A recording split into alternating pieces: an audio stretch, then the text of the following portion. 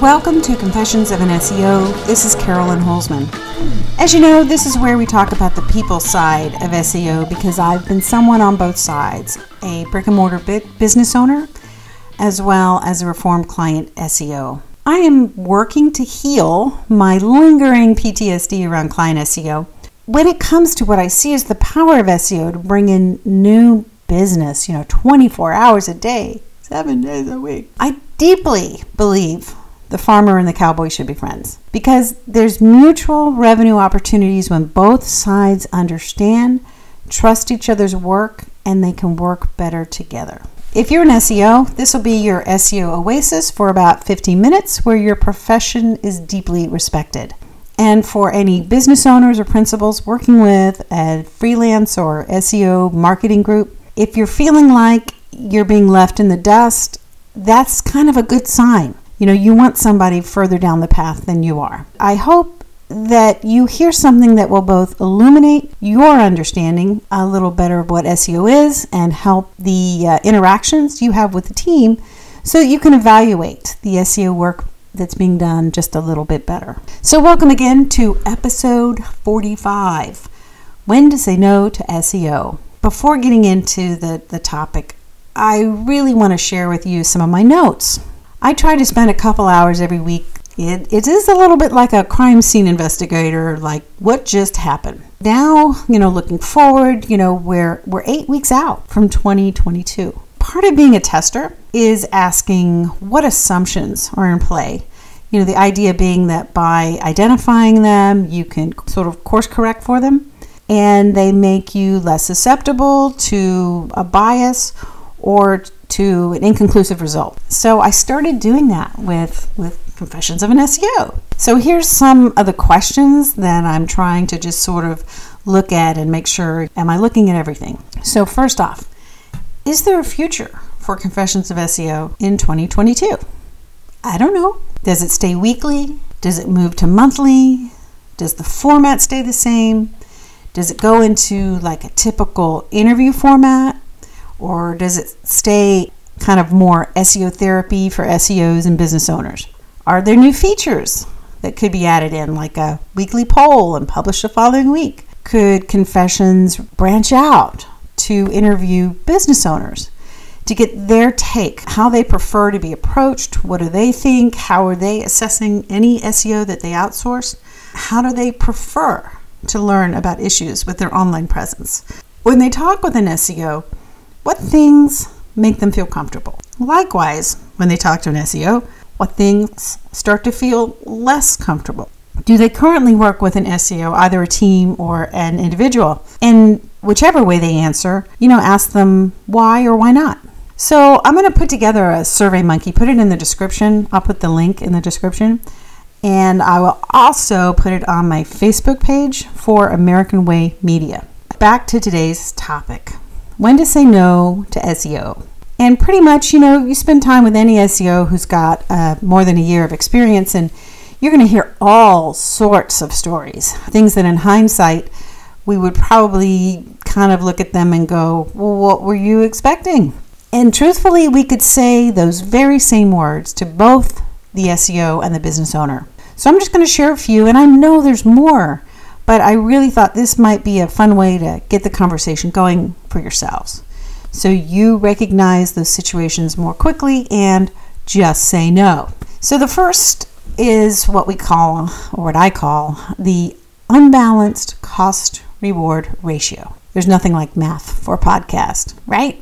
But I think I can illustrate this pretty quickly. This past weekend, I had a window replacement company come out and quote me for a complete set of new windows for our house. The price tag was, and I kid you not, the price tag was at least 50% of what it cost to even buy our house in the first place. So regardless of that, there was no way in this current universe that we would ever be able to come out on the other side with savings that would come close to covering the cost. So in SEO, what that looks like is figuring out how many things you would have to sell to cover your SEO investment. for a personal injury attorney, that answer is probably not a whole lot. According to a website, the average settlement amount for a personal injury car accident case in the United States is approximately $19,000. That's the average. It really would be a no-brainer for that investment to pay for itself by getting ahead of other personal injury attorneys in an area for a particular injury. What if you sell $49 candle holders on Etsy? I pulled up the average cost of SEO services. It's a website called WebFX, and it had a featured snippet. The cost of SEO services varies depending on what is included. That is true. Most SEO projects in 2021 cost between $750 to $2,000 per month based on the scope of the project. A one-time project will range between $5,000 to $30,000, and hourly rates for consultants fall between $80 to $200 per hour. Wooden candle holders has a search volume of over 22,000. In the U.S., it's around 12. Now, I'd have to run a core report to see, what are the average rates of optimization. But I took a look at a couple of quick reports, and so I would say it's not going to be a pushover. It looks like it would require, a fairly healthy budget and effort. So for the sake of an example, let's say it was on the top of the average range. $2,000 a month would mean that you'd have to sell, at least counting it on a gross level, selling 41 units.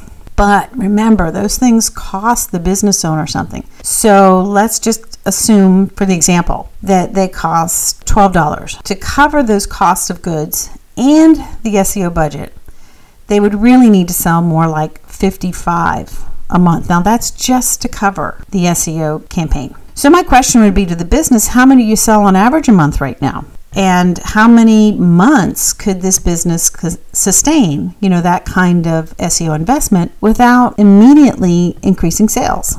That situation I would have to say no to, and I actually did. That's why I could sort of pull that one out of a hat.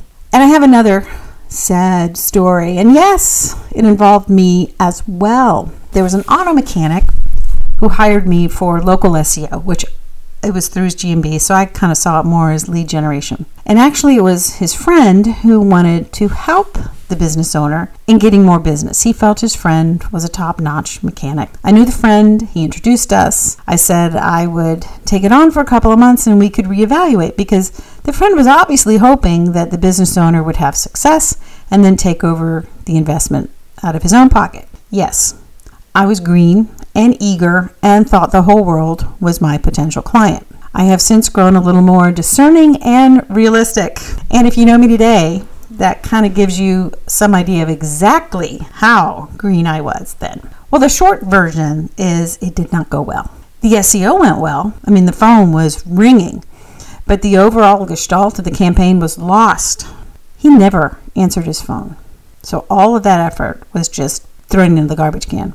When he did answer the phone, he would never answer it so the person would know they even got to the right place. It was more of a grunt, and he sounded annoyed to be answering the phone in the first place. I experienced it when I would call it. So I would call as almost like a secret shopper, and I'd get the same thing.